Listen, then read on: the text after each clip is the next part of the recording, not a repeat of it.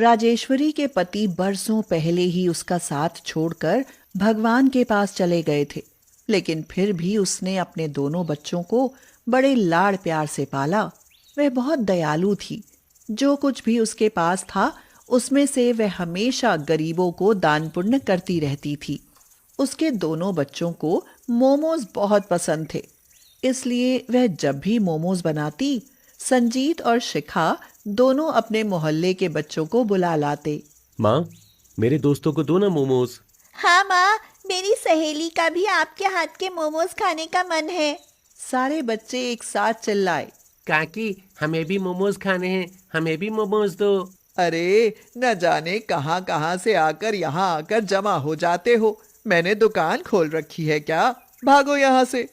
माँ, आप दुकान ही क्यों नहीं खोल लेती? सस्ते में बेच दिया करना, उससे आपको पैसे मिलेंगे और हमारे दोस्तों को मोमोज।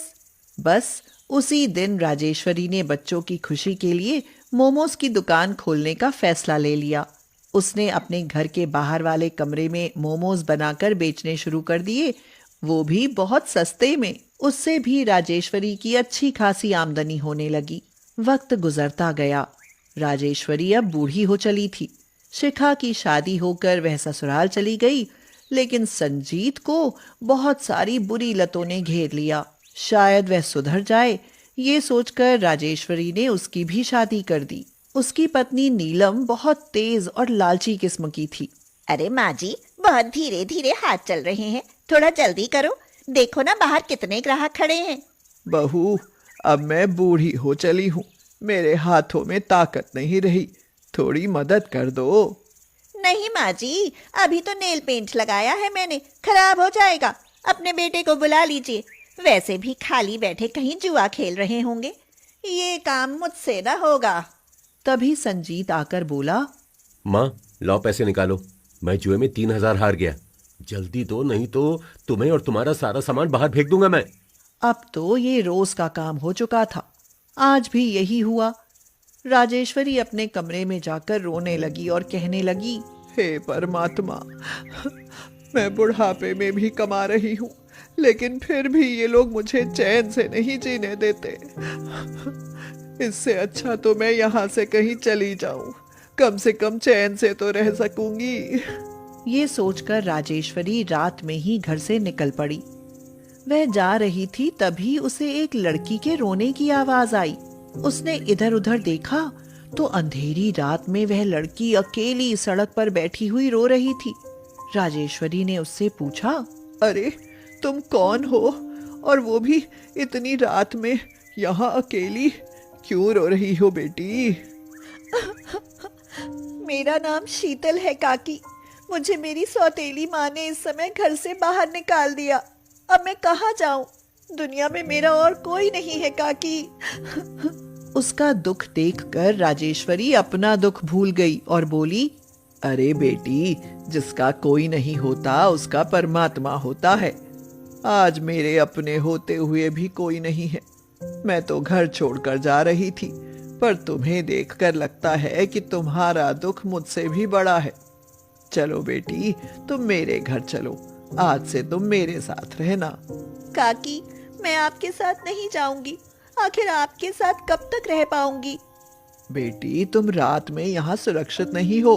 उठो, चलो मेरे साथ, और जब तक तुम्हारा मन करे तब तक रहना। हाँ। राजेश्वरी शीतल को लेकर वापस अपने घर आ गई।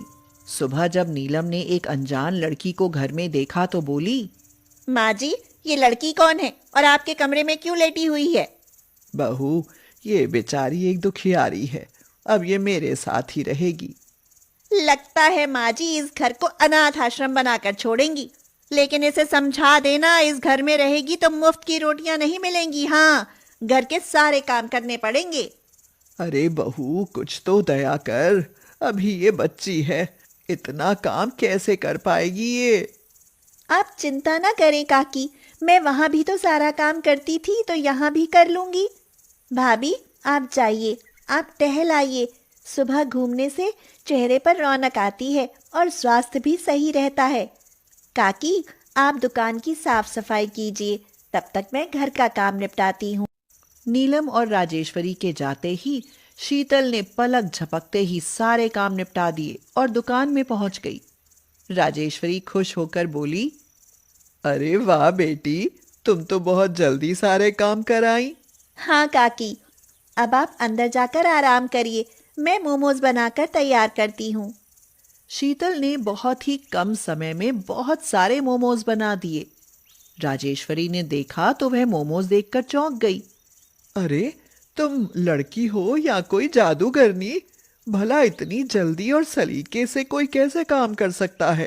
काकी बस आप देखती रहिए। जब से शीतल आई थी तब से ग्राहकों की संख्या 4 गुना बढ़ गई। माँ जी, अब मोमोज महंगे कर दीजिए। आखिर कब तक आप वही पुराने दाम में सस्ते मोमोज बेचती रहोगी? बहू, जब मेरे मोमोज कम बिकते थे तो मैं सस्ते बेचती थी, और आज ये 4 गुना ज्यादा बिकने लगे तो मैं महंगे कर दूं?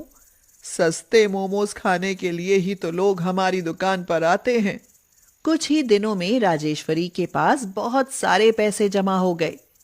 एक दिन नीलम और संजीत बात कर रहे थे। मैं तो कहती हूँ इस बुढ़िया और लड़की को हरिद्वार छोड़ आओ।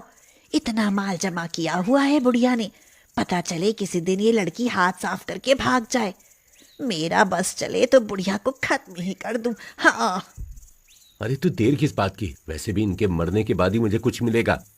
ठीक कहते हो, मैं आज ही सासू माँ का काम तमाम कर देती हूँ, और ये लड़की, इसे तो मैं नौकरानी बना कर रखूंगी और राज करूंगी।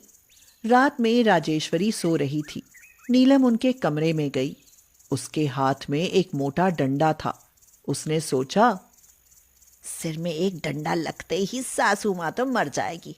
लोग पूछेंगे तो कह देंगे अंधेरे में गिरने से मौत हो गई। नीलम ने जैसे ही डंडा उठाया, शीतल सामने आकर खड़ी हो गई। उसकी आंखों की तेज रोशनी से नीलम की आंखें चुंधिया गईं और डंडा हाथ से छूटकर गिर पड़ा। नीलम ये सब देखकर दंग रह गई।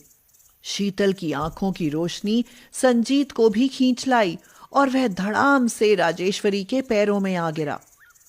शीतल की आंखों के इशारों से वो दोनों बार बार पटकी खाते रहे। अरे तुम कोई मामूली लड़की नहीं हो, तुम जरूर कोई शक्ति हो। कौन हो तुम? हमें माफ कर दो। तुम्हें माफ कर दूं? तुम माफ करने लायक नहीं हो। तुम्हें तो कठोर से कठोर दंड मिलना चाहिए। इस तरह का शोर सुनकर राजेश्वरी जाग गई। उस दैवीय शक्ति को वह भी देखती रह गई। काकी, देख लिया अपने बेटे का चेहरा। ये दोनों आपको मारकर आपकी सारी संपत्ति जब्त करना चाहते थे। हमें छोड़ दो, हमें छोड़ दो। अब ऐसी गलती हमसे कभी नहीं होगी। हम लालच में अंधे हो गए थे। मुझे भी अपनी गलती समझ आ गई है। मैं आगे से इन्हें अपनी सास नहीं माँ समझूंगी और इनकी खूब सेवा करूंगी। लेकिन बेटी, तुम हो कौन?